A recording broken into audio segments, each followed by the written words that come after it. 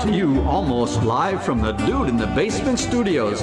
Why? Because that's where the good stuff is. It's Sips, Suds, and Smokes with your smoking hosts, the good old boys.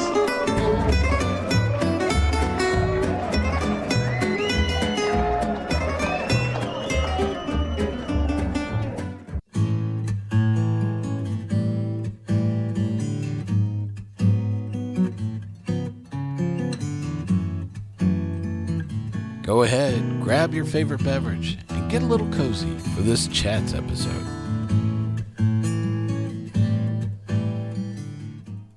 Hey, this is Made Man Bob from Sip, Suds, and Smokes, and this is our Season 11 preview and Season 10 look-back episode.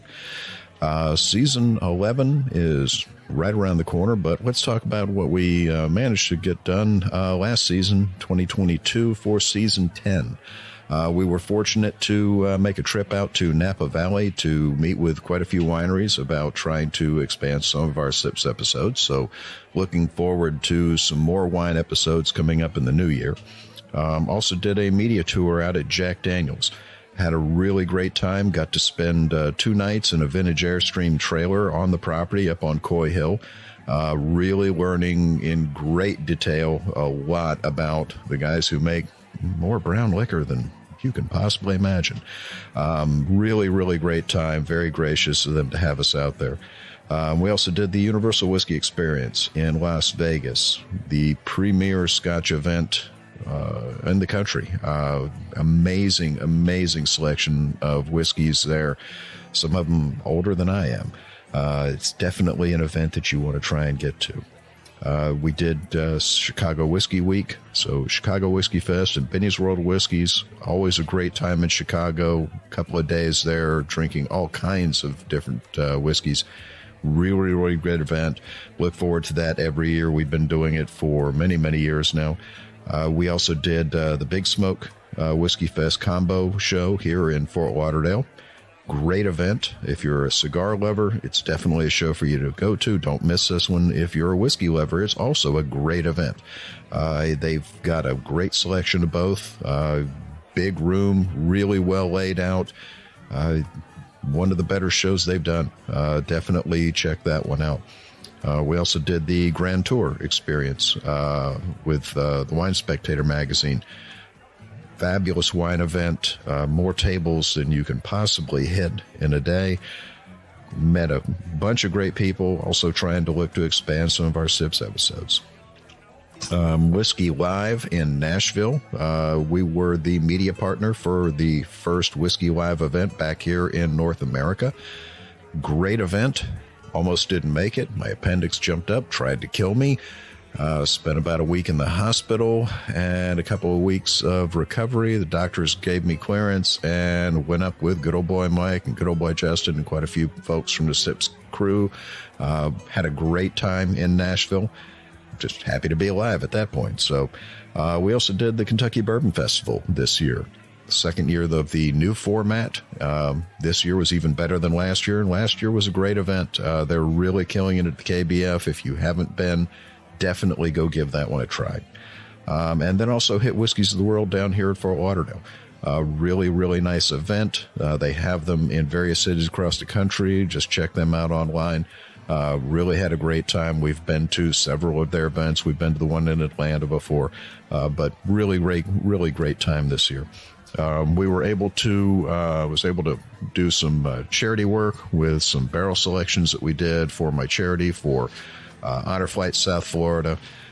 Great charity, very near and dear to my heart. We raised money to fly our surviving World War II, Korea, and Vietnam veterans to Washington, D.C. to see the memorials to their service. And just a great organization, 100% volunteer nationwide. There are no paid employees at Honor Flight. All the money that is raised goes straight to flying these heroes to D.C. to thank them for their service. So we did several barrel picks over the course of the year. We did a really great one at Four Roses where we actually brought a friend of ours who is the actual kissing sailor from Times Square. And we had him sign the poster of him in the barrel selection room at Four Roses because that picture is an indelible part of the history of their brand. It's in the book written by Al Young about the history of Four Roses because over the shoulder of those two kissing, you can see the largest neon sign in the world that says Drink Four Roses Bourbon. So we had a great time doing that, raised some good money for a good cause. In the new year, we're looking to hit the Bourbon Classic very soon. Always a great event. Always have a good time at the Bourbon Classic. If you haven't been to that one, definitely encourage people to go. They've got a food competition, a cocktail competition, the Van Winkle tasting event. Definitely something not to be missed. Always have a good time there. Hoping also to get back out to Las Vegas to the Universal Whiskey Experience again. Great show. Always have a good time there. Most likely be going to the Big Smoke Whiskey Fest here in Fort Lauderdale. In March, several of us from the show are going to be traveling out to Beverly Hills as we have been elected to the Taste Awards Hall of Fame. So we're going to go walk the red carpet and try to not to make fools of ourselves if we can. Also going to be hitting the Kentucky Bourbon Festival this year. Really looking forward to seeing what they changed this year, how they make it even better. Chicago Whiskey Fest, as usual. We'll be heading out for that. Hoping to possibly get back to Chicago for the USA Trade tasting. Also, lots of different liqueurs and wines at that one as well. And the Bourbon Mafia's 10-year anniversary. So we're going to have a gathering of Mafia members for that. Looking forward to that. There is no Mafia, no such thing. This year we got the chance to taste some really fantastic whiskeys. The list is long and varied. The folks from Lucky 7 have been absolutely killing it. Haven't had a bad one from them so far. If you find their products, seek them out. Waterford Irish whiskey, fantastic whiskeys. Really amazing single farm grains. So each release is grain from one single farm, and you can absolutely put them side by side and taste the difference. Really interesting exercise and really amazing how the soils of the various farms affect the grain and affect the taste of the actual whiskey. We've had some great stuff from the folks at Glenallachie. The 2021 Diageo special releases, the 2021 Diageo Distillers Editions, the Torveg Alt Glean, which is a brand new distillery. We got to sample one of their new whiskey, so brand new on the market. We got a chance to try the Lefroy Ian Hunter series, number 3, the 33-year-old. Again, absolutely amazing. Heaven Hill Heritage Collection 17-year. Some stuff from some of the folks that we've worked with before in the past. Law's Whiskey House, Barrel Bourbon, always, putting out some killer products. And some new stuff, Blackwood Toasted Bourbon. Really great product. Everybody really loved that. It's helped the folks from the House of Bourbon, helped them with that one. Rossville Union, their barrel proof release from the folks at MGP, absolutely fantastic. And then our fall release series, which we all look forward to all year. 2 great shows of all the high-end fall releases of all the great bourbons and ryes that everyone's trying to get. You might not find them, but if you listen to the show, you might at least know which one to look for, which one's going to be the one that is going to be worth your trouble. The Glendronach continues to knock it out of the park with Dr. Rachel Berry's fantastic work there with them and Ben Riach. We did the cask release series for both of those. I think it was the 15th or 16th for the Glendronach and the very first for Ben Riach, and absolutely fantastic. We also got to try the Balvenie 25 and 40. That 40 was life-altering. We even got Made Man Brent, who is absolutely not a Scotch guy, to literally sit there and wax poetic about it as the greatest Scotch he'd ever had, and he would drink it at the drop of a hat. So we tried some new things from Japan. Titessa, a Japanese single malt, 15 to 30-year-old. We met those folks in Chicago at Whiskey Week. Some great stuff from our friends at Last Drop Distillers, 1950 Cognac, a 1977 Glenturret. Great stuff from Ardbeg, as always. Their Trayvon came out. But in the coming year, we've got this year's, the new coming 2022 special releases have just come out. So that show will be going live at the beginning of the 2023. We've got some great wine finish casts from the folks at Aaron, some interesting stuff coming in from Signatory. We've got Bardstown Bourbon Company. We've got the last 3 releases of their Discovery, the last 3 releases of their Fusion series. We got some very interesting stuff from Black Bull Blended Scotch, from the folks at Kayo, which is a Japanese firm. Some really interesting whiskeys there. One that's aged in chestnut wood barrels, the entire process in chestnut wood barrels. Very fascinating whiskey. We've got some interesting ones coming in from India. We've got a new one from Rampur. We've got a brand new producer from India, Indri Single Malt. We've got some great stuff coming in from the Impex collection. Some really interesting things coming in from Jack Daniels. Hoping to do an entire show on the Dalmore. We've got some great selections from them. The new Glenfiddich 12-year sherry cask. And more and more and more. So we've literally almost got the whole year booked up with whiskey shows. Isle of Raasay, another one brand new here to the U.S. They literally just came in on the boat. So look forward to seeing that episode coming out soon. And some other new craft distillers, some new independent bottlers, always something exciting going on. On the wine shows, we've got a Alchemus Wagner family show coming up, several of their wines. We've got an episode coming up with Chateau Montelena and Davis Estates, a small family producer in Napa Valley. We've got another one coming up that is pretty much mostly all from Palmaz Vineyards. Fantastic winery in Napa. Some real interesting stuff. Whole winery is underground. Very, very cool. And then we've got from Dow, we've got an entire show of Dow from their expressions from Paso Robles. So exciting stuff coming up for this year. Looking forward to doing some more traveling, looking forward to tasting some more wines and some more whiskeys. So hope you guys enjoy the coming year and keep on sipping. Keep your eyes on the road, my darling, wondering if we're only passing through. Open roads and open windows. Hey, this is good old boy Mike from Suds and Smokes. I'm the executive producer, and I'm here to talk about some other areas of plans we have for season 11. A couple of our other producers were not available to record a segment to talk about these plans, but there are a lot of great things in the works on our production schedule that I wanted to share with you as well. You know, we've been talking about mezcal for way too long. Sorry about that.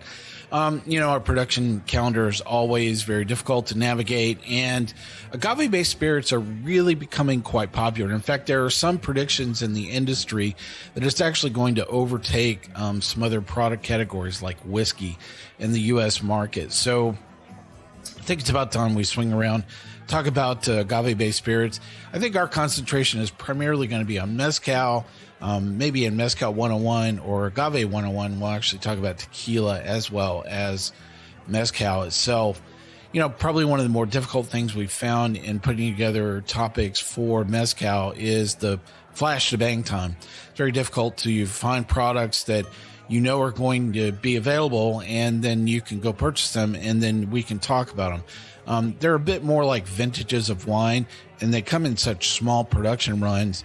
And then they have, localized availability. So, these are some pretty difficult topics, for us to try and navigate, make sure that we talk about some things you can actually find and enjoy.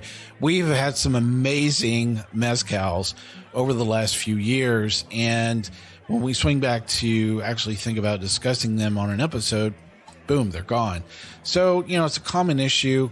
And I think we're going to probably hone in on, people that are actually blending and making mezcals and not necessarily a particular, crop harvest. Because I think we've noticed some people that tend to have that golden touch and making really great mezcal over and over and over again. And I think that might be a better way of kind of tackling that. So, there's some really great festivals involving agave-based spirits and mezcal in particular. We want to get to the festival in Oaxaca itself, which is kind of the cradle of mezcal. And it's a really great festival. Hopefully we'll be able to swing to that. There's another U.S.-based festival in Miami that we're hoping to get to attend as well. So finally, I think we'll probably get around to talk around mezcal and a bit of tequila in season 11 for sure. So we have another topic, which is ready to drink, or RTDs. So this is another topic we've had on the production calendar for a little while.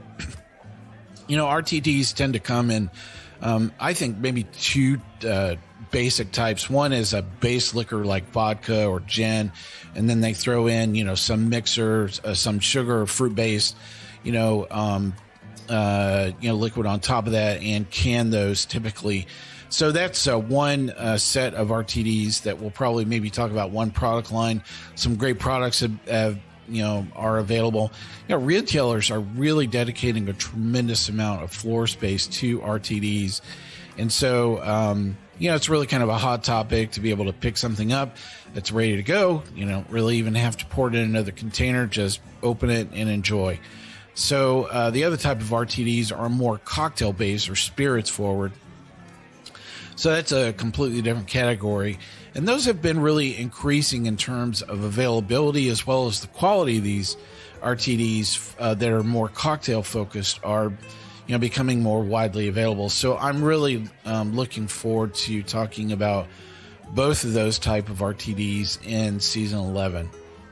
Well, one beverage that we always come back around to is gin. Really probably consume an inordinate amount of gin personally, and really enjoy going through a broad range of new gins that come on the market, as well as exploring gin cocktails. And those are things we've done in the past. And I think that we'll probably do a couple of episodes just to refresh some of those. I have some personal travel. It's actually planned to Spain this year. And that is kind of the mecca of gin, is in Spain itself. There are more gin bars in Spain per capita than any other part of the world. So I'm really looking forward to that experience, as well as finding other gins globally that have come onto the market to share those with you. So, I think it's a topic that we'll really enjoy. Hopefully you've enjoyed those episodes in the past, and we'll continue to refresh that content as some new products come into the market. So really great, across the board for those topics.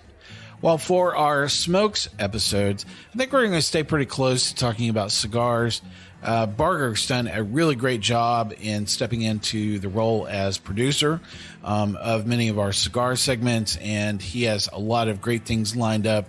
We actually have an episode that's going to be airing in a few weeks from now, and that is on the Avo product line.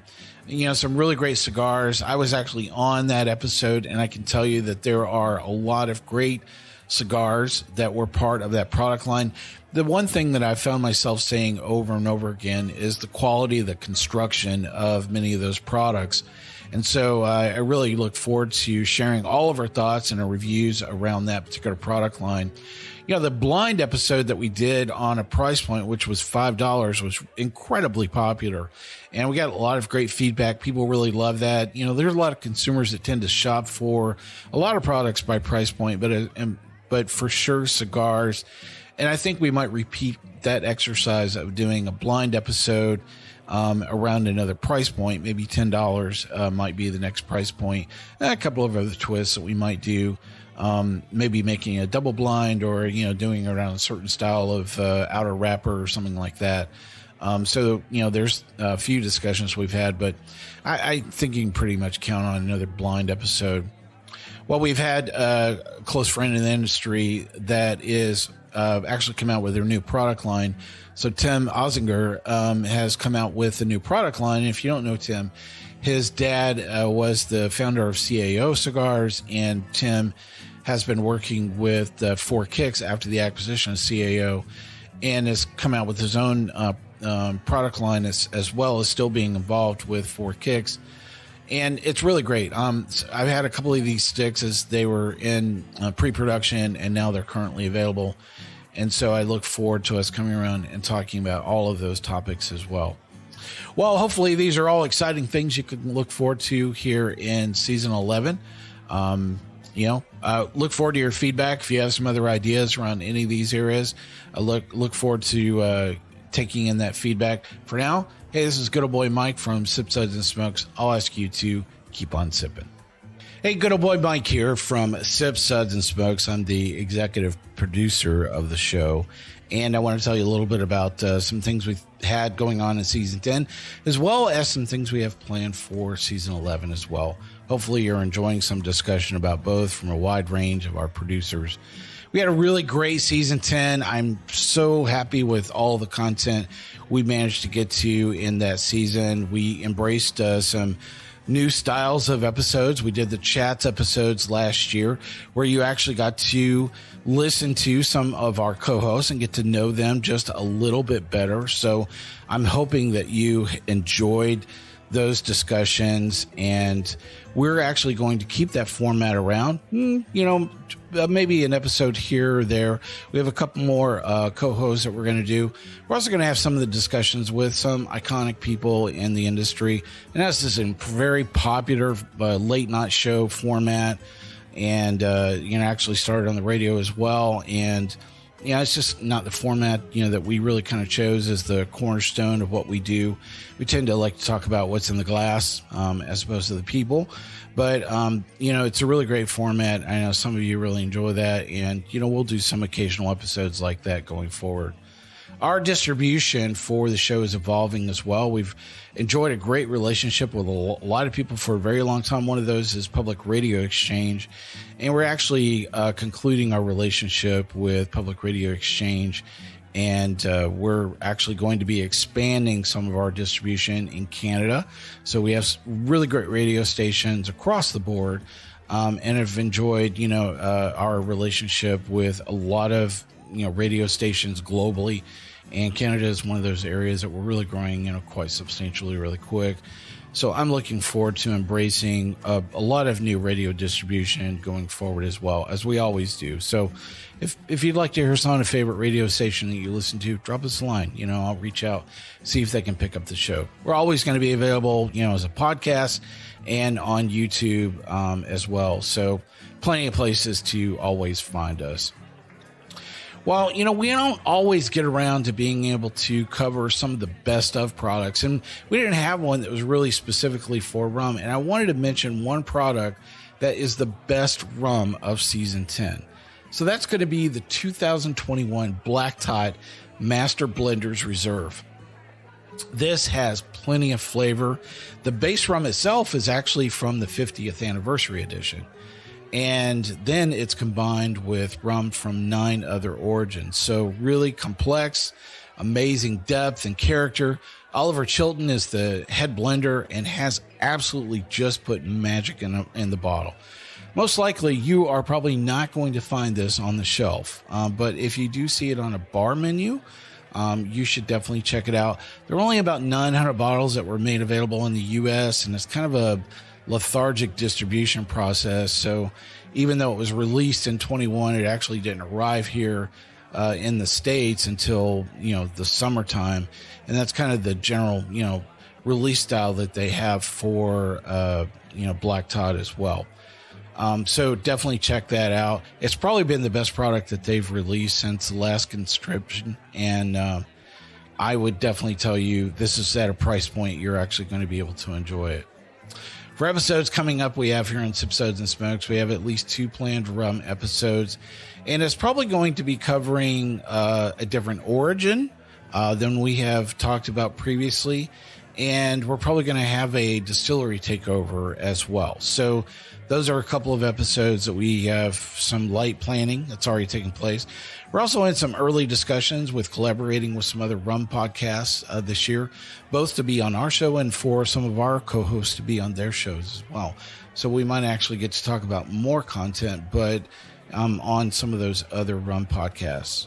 Trying to swing around to actually get to some rum festivals, which we haven't been to a lot of these. So, unfortunately, the pandemic really crushed a lot of the festival circuit, and our inability of getting together in person is slowly changing. And so we saw a lot of festivals come back around across the board. But as far as rum festivals, the two that we're planning right now to show up and attend is the Miami Rum Congress. There is a companion festival in New York as well that we might go to as well. But the big, huge global rum festival is the one in Paris. And that is in April. And we hope to get there for that one this year. We have a lot of friends, both in the trade as well as some listeners that wondered why we haven't attended that previously. So trying to put it on the calendar, trying to get out to that one. It's a really great event. There's a good trade tasting that takes place beforehand as well. And that's usually our jam. So definitely rum will continue to evolve and be a cornerstone of some rotating content that we'll have. Rum is still the very best aged distilled product, bang for buck right now. So I'm going to continue to say that until somebody actually quotes me. Anyway. Hey, coffee is definitely a topic that is near and dear to us every single day. And we've had a great time finally getting to coffee the way that we wanted to. We've had some light coffee episodes, in the distant past. But this year we actually created some foundational education, style episodes, Coffee 101. We did a journey with coffee. And that style of episode is something we're actually going to bring to some other topical areas, just kind of answers that very basic, question, how do I go from A to B with whatever, be it wine or beer or whiskey. And in this case, we did it with coffee, where we started that conversation. And I know some people always want to kind of start at the very best and then work their way back. I think you're missing out on the opportunity to both educate yourself and make some interesting choices. To find this journey is not going to be the same for everybody. That's very true with coffee, and it's going to be very true with a lot of other products. So we're going to swing back to some single origin style episodes. And we have another episode that is actually just going to be covering blending, which is a very difficult topic for me anyway in coffee. I found blending coffees to be extremely challenging. And I had a lot of fun, doing that already with some educational and certification classes that I've gone through, and I'm looking forward to covering that as a topic. Well, the buzz of the bean right now is based on a very time-intensive process of fermentation called carbonic maceration. We'll probably, help to navigate the variety of the style of beans and this process that actually yields a really awesome cup. And you're definitely going to be seeing this at your favorite high-end coffee shop if it's not already there. You're going to have some sticker shock. They'll make you gasp at paying $15 for a pour over from one of these experiences. And we all know that experiences cost way more than just plain old coffee. So there you have it. This process has been around for a long time with wine, and pretty easy. They just dump the grapes into a stainless steel container, suck all the air out, put CO2 in, and it's just, basically fermentation with CO2 as opposed to oxygen. So we're going to show up at a couple of great coffee events as well this year. We've been to some coffee festivals in the past, and I don't know that we're going to be swinging back around to some of those. But one that we do like and we'll probably be going to will be the Specialty Coffee Expo. So it's a really great show. It's both a really great consumer as well as a trade tasting, and I'm looking forward to hearing all about some of the changes the SEA has made that affect both the Cup of Excellence, which we have a couple of judges that are part of that, as well as just, really helping the coffee trade and consumers. So really looking forward to all of this for coffee and for rum. For now, this is good old boy Mike. I'll ask you to come back and join me for another exciting episode of Sips, Suds, and Smokes, and to keep on sipping. Keep your eyes on the road, my darling, wondering if we're only passing through. Open roads and open windows.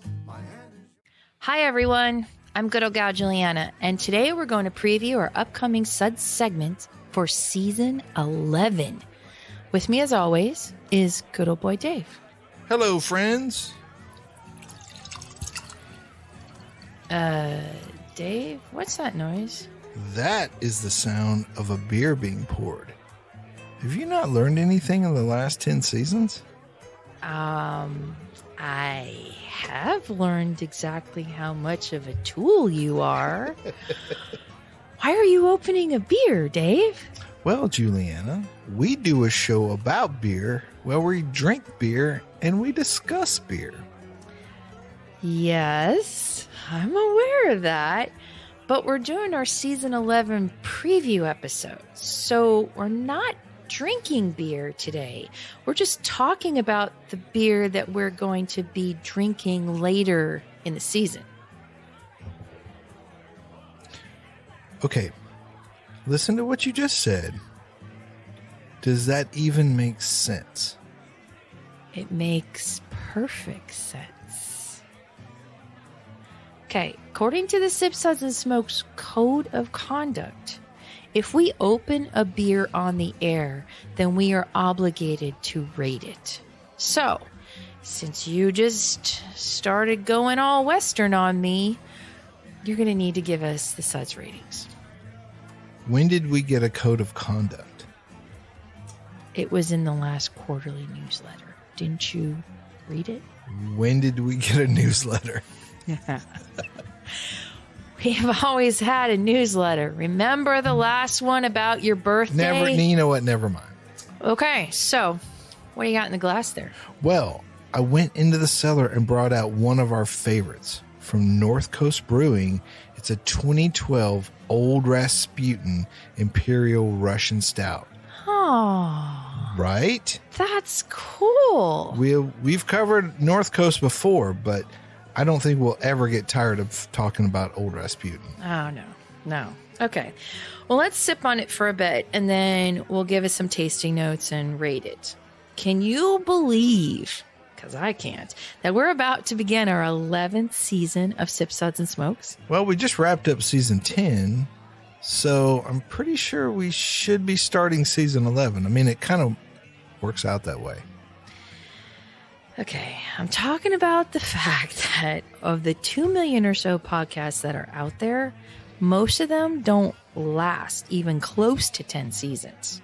Yeah, that's true. Most of them don't even have a guy named good old boy Mike running around making terrible fake accents.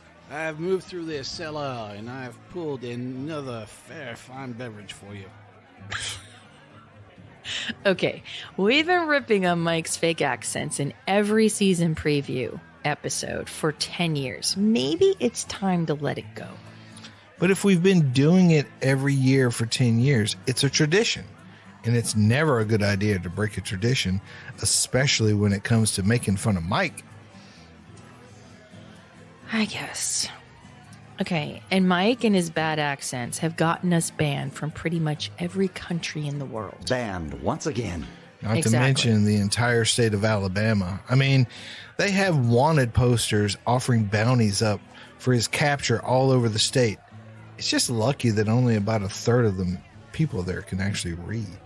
Dave, you know that's not true. Okay, it's probably a quarter, but I was trying to be nice. Okay, speaking of nice, let's get into this beer. Yes, let's talk about the lice in this beer. So, Old Rasputin 2012. Beauty. Yes. Yes, the Mad Monk. You got any for me to drink? Oh, okay.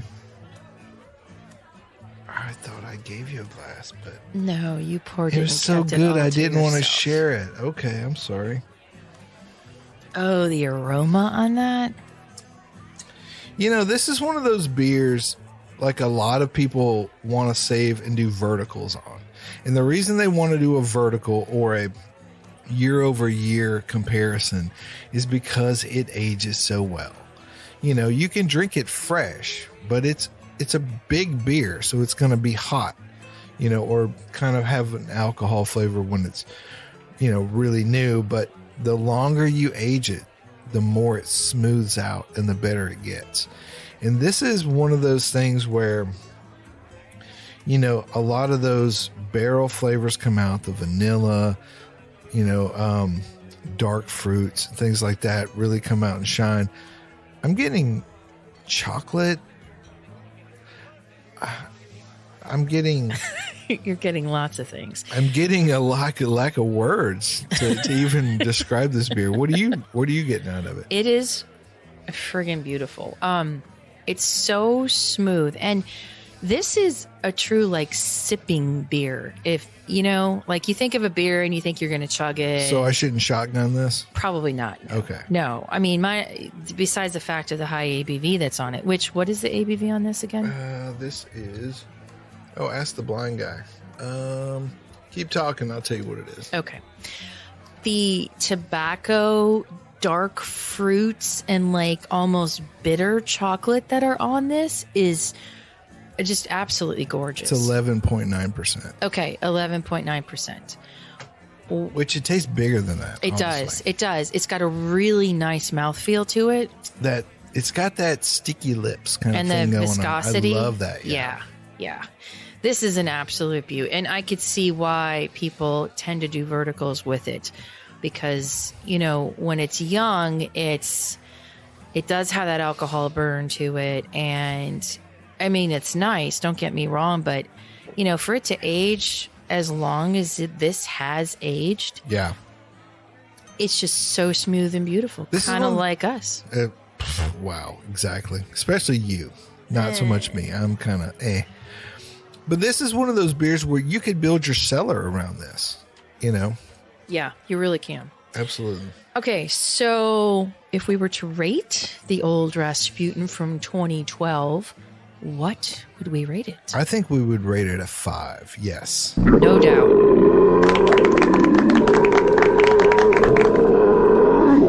Okay, now let's talk about what we're going to do this season on our Sud segments. Well, obviously, we're going to drink beer and talk about it. Now, what beer we're going to drink and talk about, it's hard to say. I mean, asking me what beer I'm going to drink 2 months from now is like asking me when's the next time I'm going to change my underwear. Like, how am I supposed to know that? What? Dave, you're supposed to change your underwear every day. Okay, Julie, unless we're changing the format of this show, I don't think this is the appropriate venue to discuss my undergarments. But you're the one that brought it up. I was merely making a point. What point? That you have the hygiene of a hobo? Can we please get back to the topic at hand? Dude, I don't even know what the topic is at this point. We're talking about what we'll be talking about in season 11. Okay, so what will we be talking about? Well, how should I know? Didn't you listen to my earlier point? Okay, we can't go into the 11th season without a plan on what beers or beer styles or trends or breweries we're going to be covering. Well, okay, fine. There's some things we know we're going to do, okay? There's some things that we would like to do if we can pull it together. And then there are some things that have like zero chance of happening, but would be friggin' awesome if we can pull them off. So here's what we'll do. Let's start with the stuff we know we're going to do. We'll see how far that gets us. And then we'll throw some of that other stuff in if we have to. Okay, let's start at the beginning. This season, we want to do a dry January show. So, you know what that means. Non-alcoholic beer? Yes, non-alcoholic beer. Dry January is a good thing. It's good to give your liver a little bit of a break sometimes. And non-alcoholic beer has come a long way, so it's not necessarily a questionable decision anymore. We have a good lineup, and honestly, I think that you'll be pleasantly surprised. Well, if it works out, maybe we'll also do something for Sober October, but no promises. Okay, that's fair. We also have an episode coming up to cover grandpa beers. Grandpa beers? Yeah, you know, regional beers that have been around for a long time. Beers that your grandpa would drink. Oh, okay, that's cool. I thought when the last time you went back to PA, you found your grandfather's lost stash of Yingling from the 60s. I'm not sure I'm emotionally prepared for trying beers that's been sitting in a closet for 60 years. What's wrong with Yingling from the 60s? I bet it's great. No, it's gross. Okay. Speaking of gross, what summer of questionable decision horrors do you have in store for us? Well, first off, there's no way I'm going to tell you that, because if I was to share that top secret information, there's no way you or the other co-hosts would even bother to show up to record the episode. Okay, fair play. Well, we know we're going to do some more brewery takeovers. And the fun part about those episodes is that we don't know what new breweries we're going to find. That's true.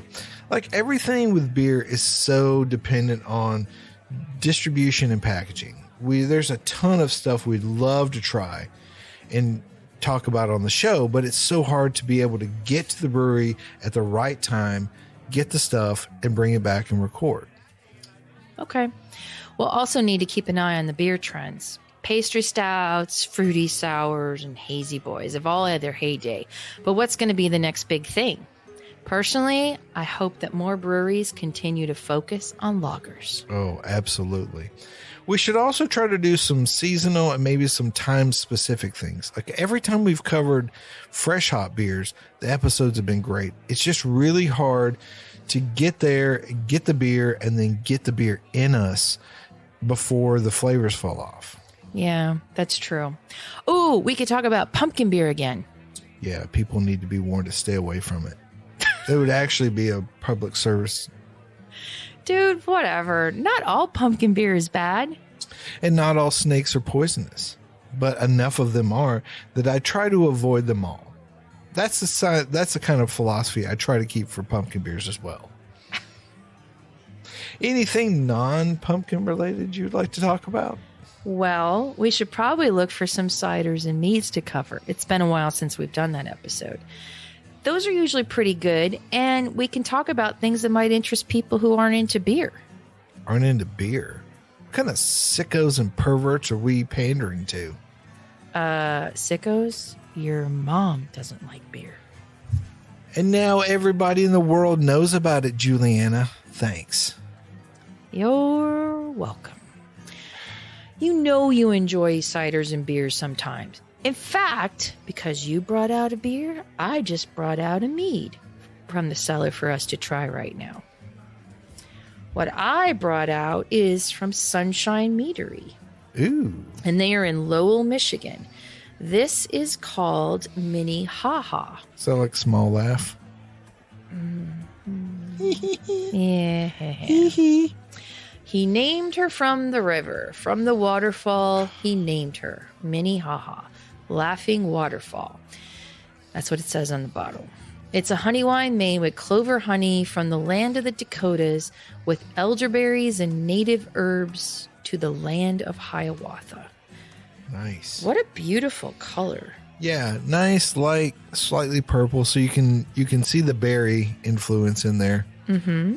And this is 10% ABV. And the bottle is amazing.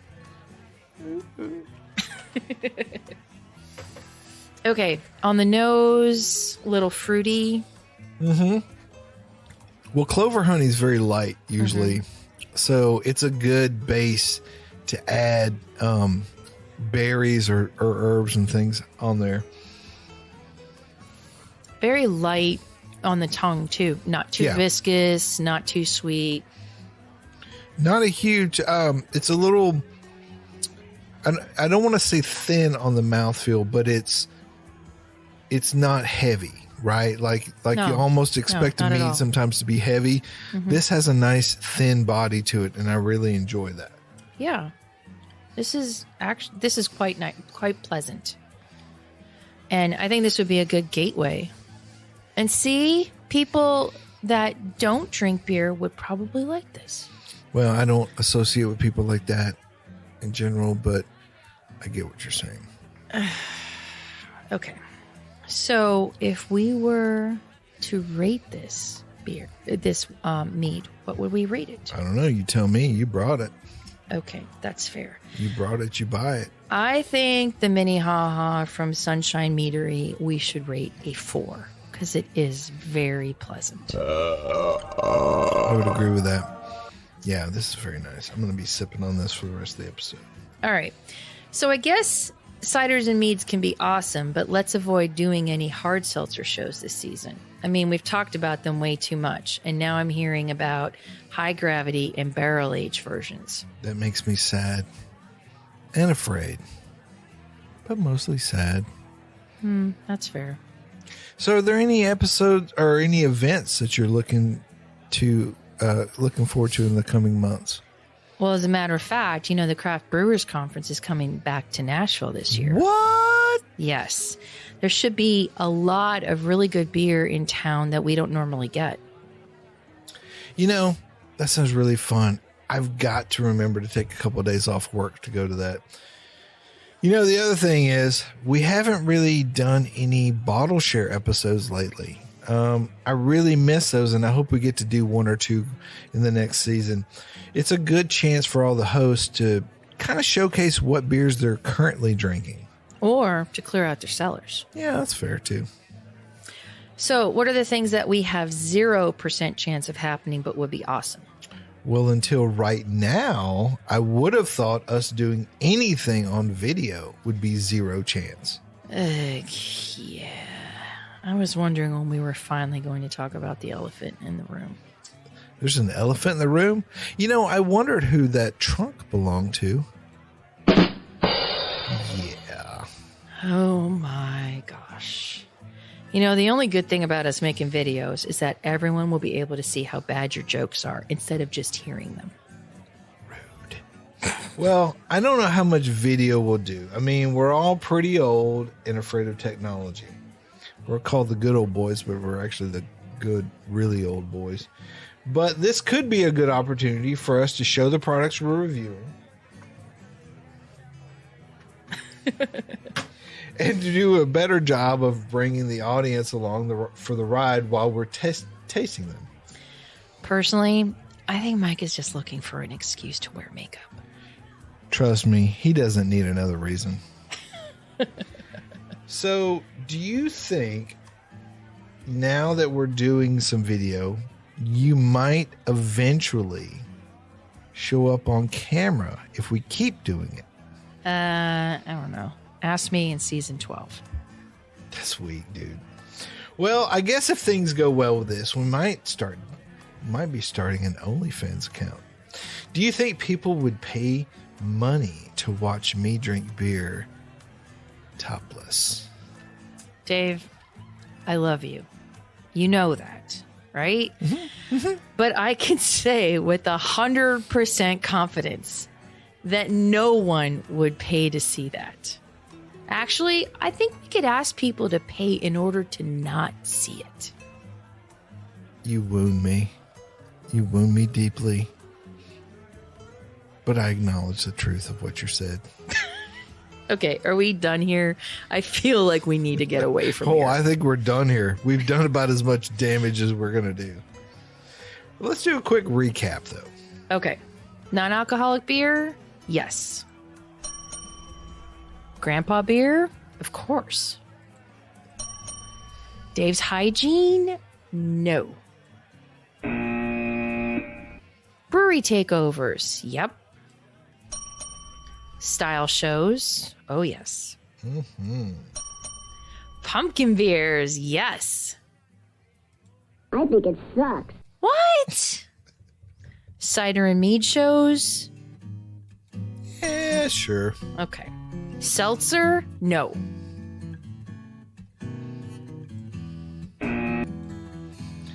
Hold on, my buzzer stuck, so I'm trying to.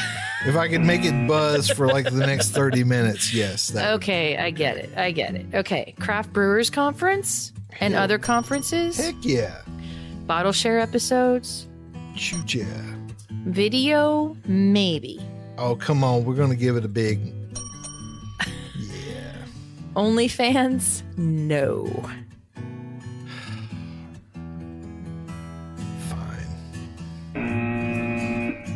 Okay, I think that pretty much captures it. I think this is actually going to be another great season. Me too. Well, that's going to do it for this season 11 Suds preview. Thanks for joining me as always, good old boy Dave. You know what? Thank you for joining me. This is good old gal Julieanna. Keep on chuggling and catch you next time. We hope you enjoyed this episode. If you're listening to us online, do yourself a favor and tap the subscribe button. Tap. The easiest way to listen to our show is to ask Siri, Alexa, Google, Uncle Larry, or whoever it is that talks to you on your phone. Play podcast Sip, Suds, and Smokes.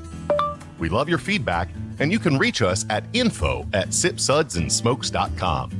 Our tasting notes flow out on Twitter and Instagram with our handle @SipSudsAndSmokes, and our Facebook page is always buzzing with lots of news.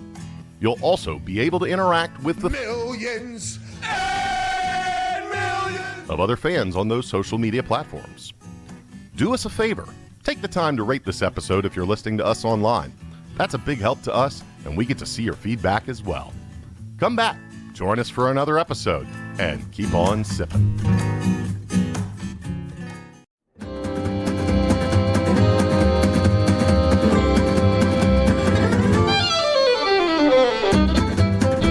This has been a One Tan Hand production of Sip, Suds, and Smokes, a program devoted to the appreciation of some of the finer slices of life. From the Dude in the Basement Studios, your hosts, the Good Old Boys, will see you all next time.